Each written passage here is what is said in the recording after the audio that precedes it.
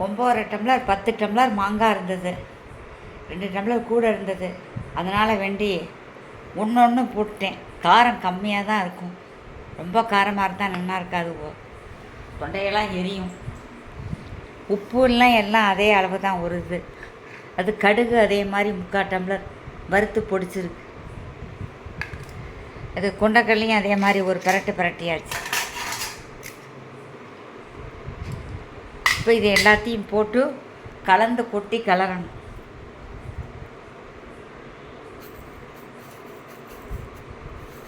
ஒரு 50 கிராம் இருக்கும் வெந்தயம்.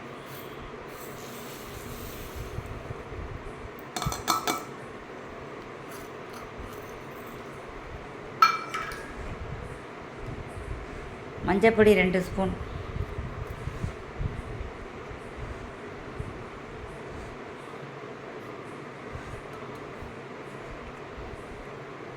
காரப்பொடி 1.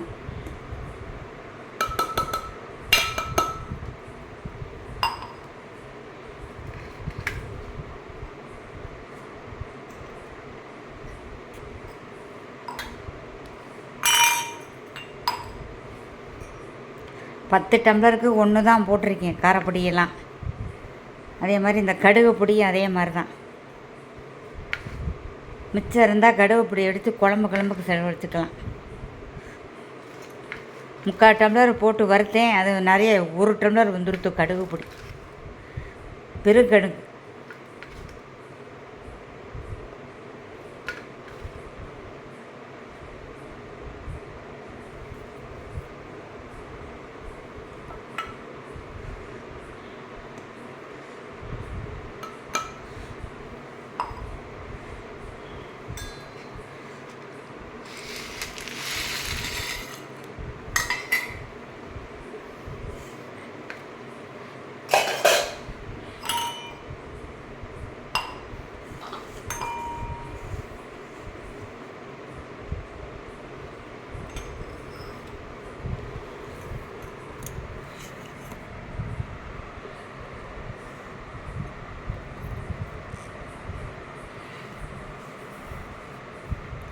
வறுத்து பொடிச்சிருக்கேன் கல் உப்பு.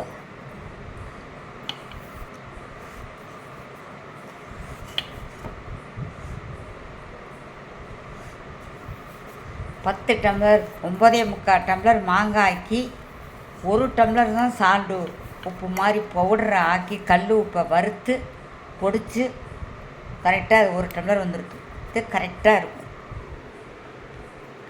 உப்பு பிபி எல்லாம் ஆகிறது இல்லையா, அதுக்காக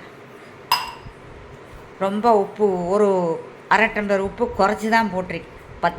8க்கு தான் 1, 7, 6க்கு தான் 1 போடுறா. ரொம்ப காரமாக இருக்கும். அதுக்காக வேண்டி மாங்காய் பதத்தையும் பார்த்துட்டு தான் போடுறேன்.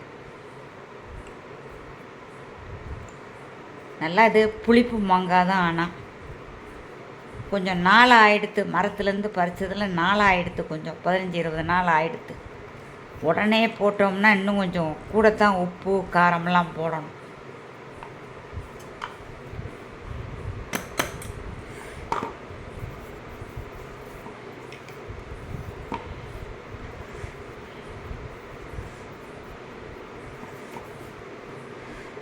எப்போதும் மாவுடு தான் போடுறது. இந்த தாட்டு மாவுடு அவ்வளவா போடலை. அதனால் இந்த ஊறுகாயை போட்டாச்சு.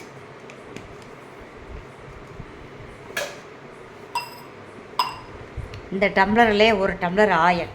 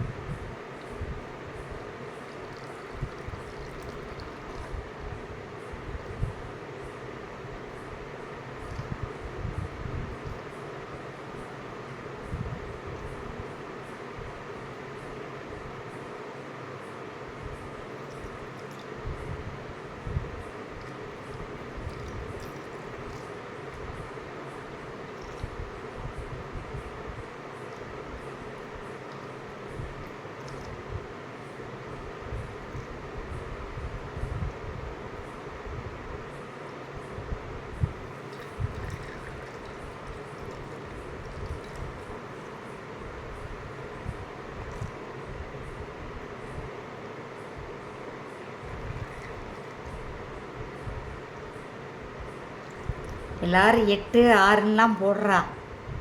ஏன்னா இங்கே உரப்பும் நிறைய வேண்டாம், உப்பும் அதிகம் கூடாதுங்கிறதுனால 10 டம்ளர் மாங்காய்க்கு ஒன்று போட்டிருக்கேன்.